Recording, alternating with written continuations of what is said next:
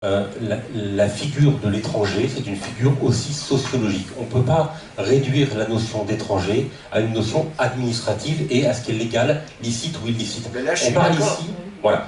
Donc, on sait très bien que pour beaucoup, la figure du musulman est une figure de l'étranger.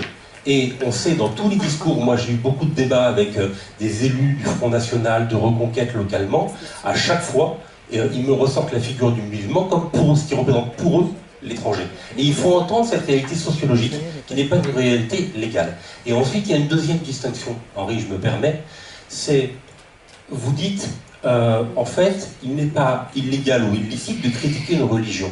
Mais entre critiquer et par esprit de liberté d'expression, esprit critique, etc., bien évidemment, on peut critiquer toutes les religions, il y a la liberté de penser, aucune difficulté là-dessus. Mais entre l'exercice d'une liberté d'expression et la phobie, la xénophobie, c'est différent. Dans le rejet de l'étranger, dans la phobie qui va pousser à des actes violents, dans ce discours de rejet, ce n'est pas une simple exercice de liberté d'expression ou d'esprit critique. Il ne s'agit pas de ça. On n'a pas là des philosophes qui vont discourir sur le bien fondé ou pas des notions théologiques qui fondent le judaïsme, le christianisme ou l'islam. On a des personnes qui vont prôner un discours de haine, de rejet, appelé à des actes violents. Ici, nous appelle à la remigration des personnes étrangères, sans discours raciste ou racialiste, fondé sur les notions biologiques. Et il faut faire une distinction entre la liberté d'expression de l'esprit critique et la phobie et le rejet.